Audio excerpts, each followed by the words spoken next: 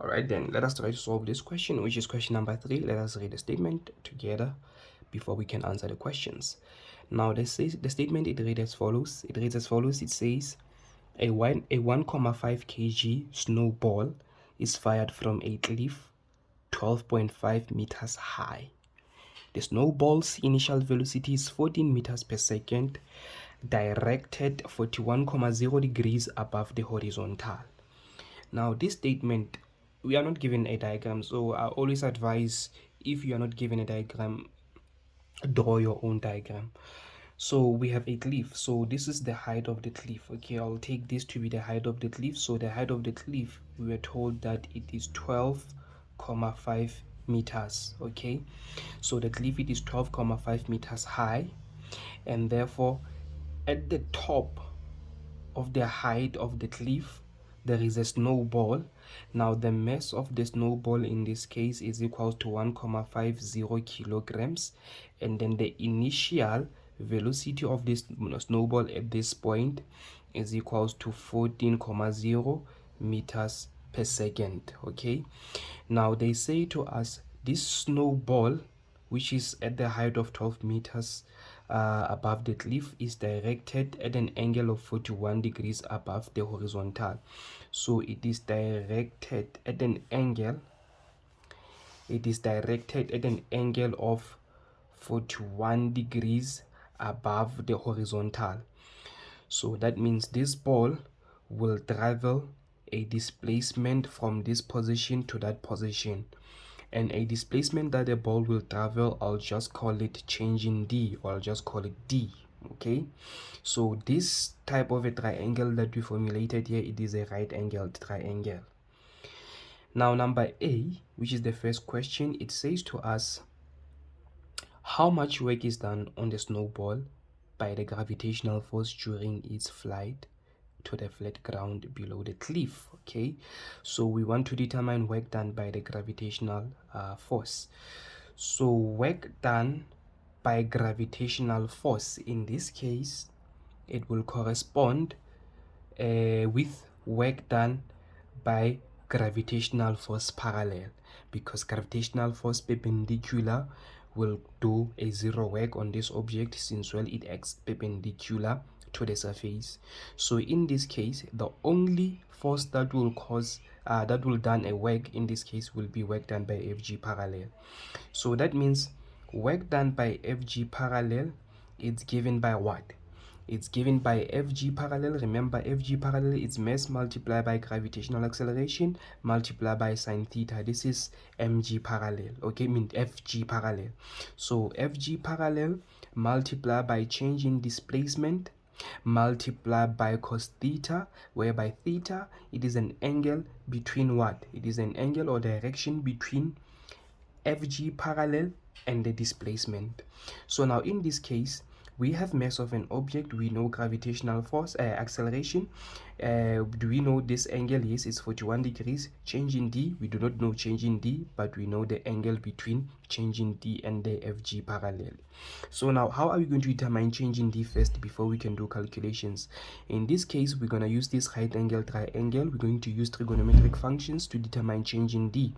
In this case, SOHCAHTOA, we know that to determine D, we are given the opposite side, we want the hypotenuse side. That means we're going to use sine function.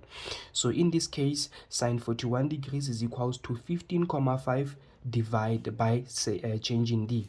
That means in this case, change in D will be equals to 12.5 divided by sine 41 degrees. That will be change in D. So now let us do our substitutions then to calculate work done by FG parallel. So now M, which is the mass of an object, it is 1.50 kilograms multiplied by gravitational acceleration, which is 9.8 meter per second squared, multiplied by sine theta, which is this angle, is 41 degrees, close bracket. Therefore, what is change in D? Change in D is 12.5 divided by sine 41 degrees multiplied by cos theta, which is an angle between change in D and the FG parallel, because they move in the same direction. It's gonna be 0 degrees, and therefore sine 41 cancels 41, and therefore we left with 1.5 0 multiplied by 9,8 multiplied by 12,5, and then our answer here we get 183,75 joules. That means work done by gravitational force is equals to 183,75 joules. Okay, that's how we calculate it.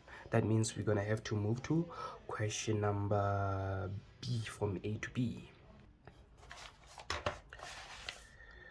Now to solve question number B, it says to us, what is the change in the gravitational potential energy of the snowball Earth system during the flight?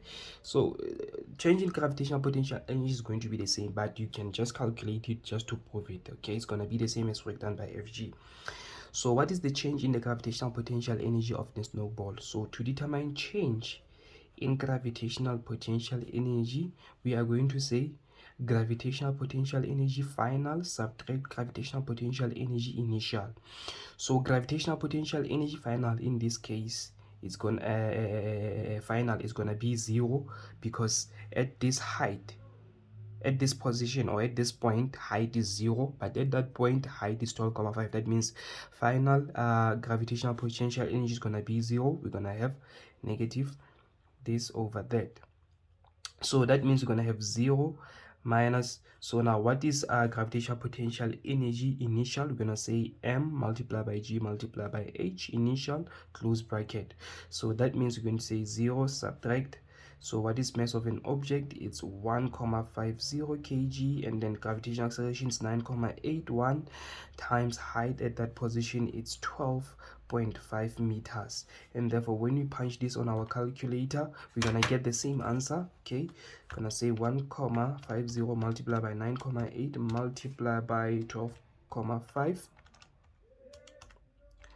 Our answer in this case, it's 183,7 joules. Okay, that will be the change in gravitational potential energy.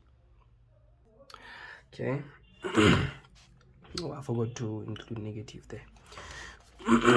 So now number C, number C says to us, if the gravitational potential energy is taken to be 0 at the height of the cliff, what is its value when the snowball reaches the ground?